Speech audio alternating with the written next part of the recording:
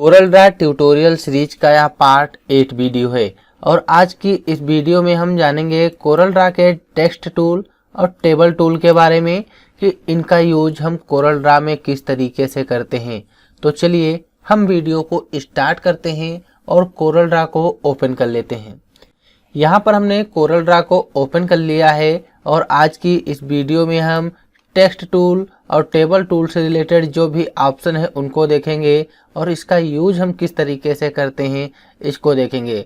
और इसके पहले वीडियो में हमने कंप्लीट किया था पॉलीगॉन टूल, स्टार, कॉम्प्लेक्स और ग्राफ टूल, यानी कि ये जो हमारे टूल हैं इन सभी टूल्स को हमने एक एक करके कंप्लीट कर लिया था। तो चलिए जान लेते हैं। सबसे पहले यहाँ पे टेक्स्ट टूल दिया हुआ है। अगर आप लोगों ने MS Word, Excel, PowerPoint अच्छे से पढ़ा होगा तो यहाँ पे जो हमारे टेक्स्ट और टेबल टूल हैं बिल्कुल सेम उसी जैसे ही काम करते हैं जिस तरीके से हम एमएस वर्ड में टेक्स्ट की एडिटिंग, फॉर्मेटिंग करते थे और कोई भी टेबल हमको इंसर्ट करना होता था तो टेबल इंसर्ट करते थे।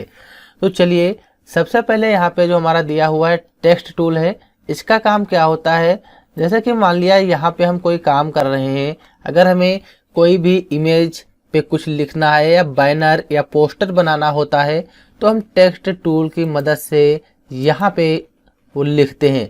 जैसे कि हम यहाँ टेक्स्ट पे क्लिक करेंगे और हम यहाँ पे क्लिक कर देंगे।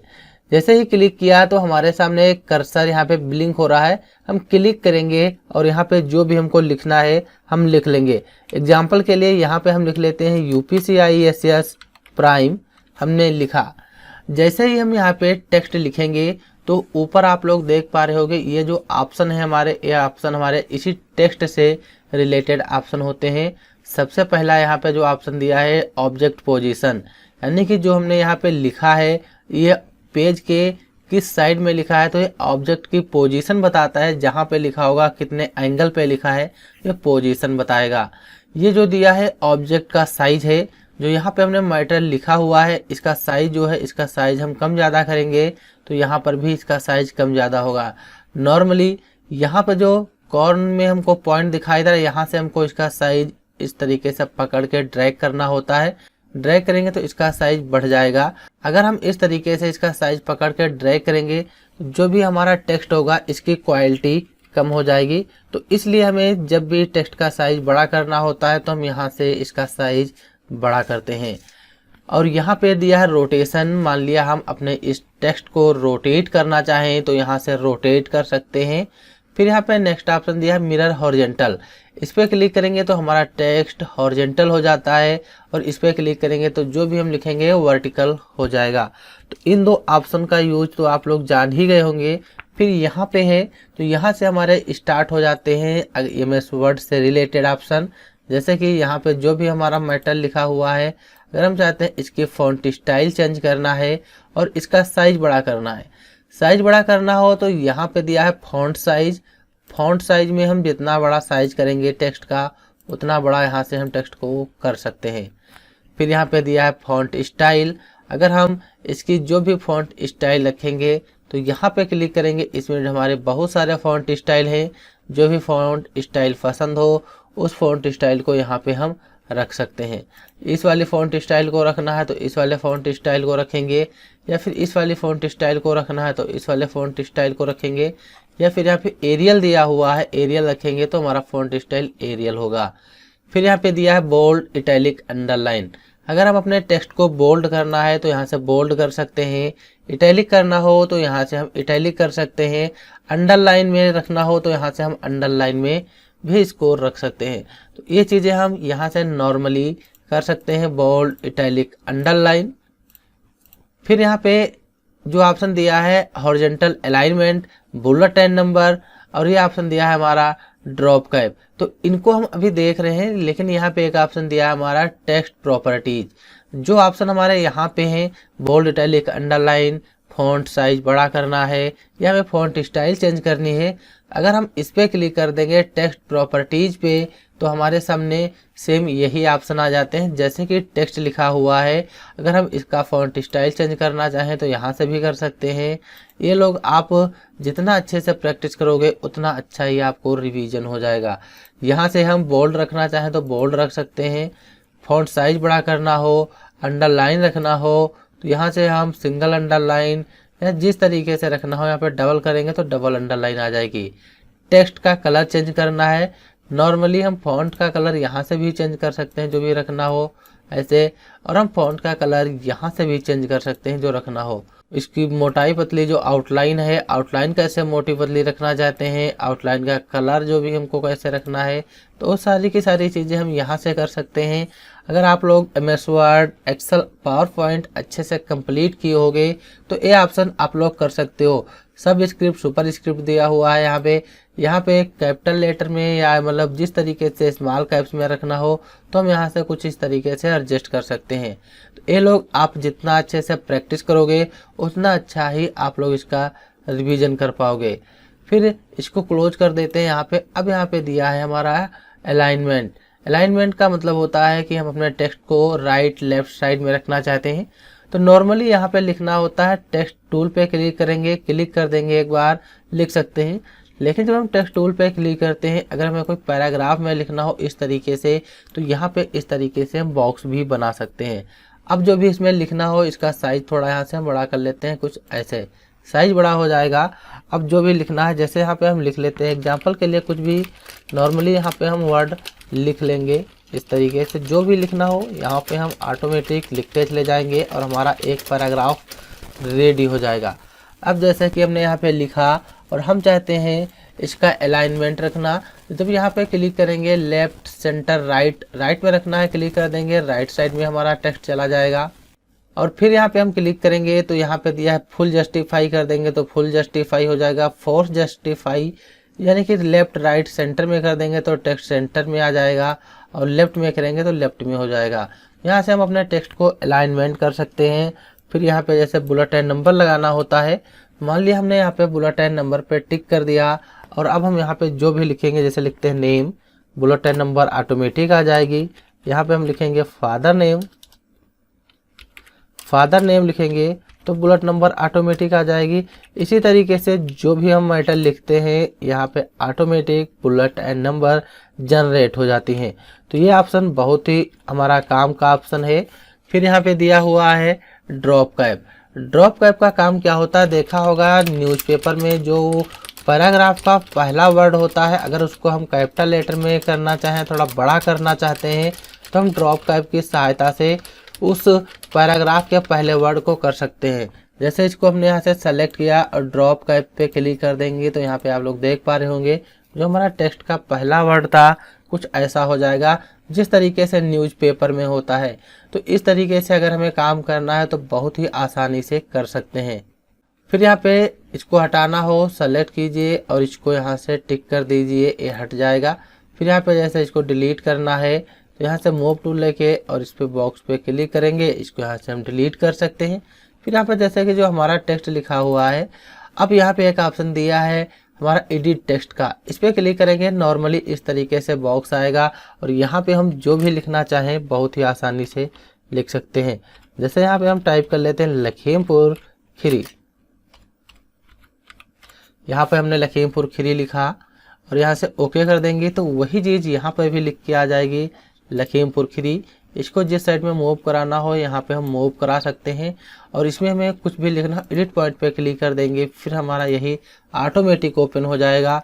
इसको सेलेक्ट कर लेंगे और इसका जो भी साइज रखना हो यहाँ से साइज हम इसका रख लेंगे। कम ज़्यादा करना हो, इसकी अंडरलाइन हटानी हो तो यहाँ से हटा के ओके करेंगे, अंडरलाइन हट जाएगी।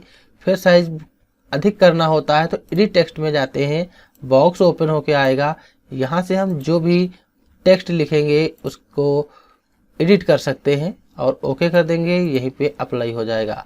तो इस तरीके से हम इसका यूज करते हैं। मान लिया कहीं पे काम कर रहे हैं, अगर हमको इस तरीके से लिखना है तो बहुत ही आसानी से अपने टेक्स्ट को एडिट कर सकते हैं। साइज बड़ा करना हो यहाँ पे जाओ, हम 72 कर देंगे तो इस तरीके से हो जाता है। इसको जिस साइड में रखना है यहाँ पे उठा के रख सकते हो।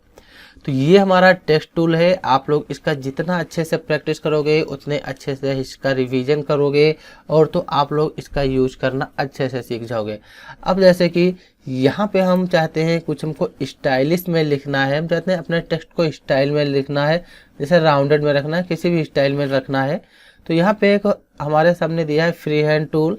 फ्री हैंड टूल पे क्लिक करेंगे और यहाँ पे हम एक सीधी लाइन खींचना है। तो सीधी लाइन खींचने के लिए एक बार क्लिक कर देंगे, कंट्रोल बटन दबाएंगे और डायरेक्ट माउस को इस तरीके से ड्रैग कर लेना।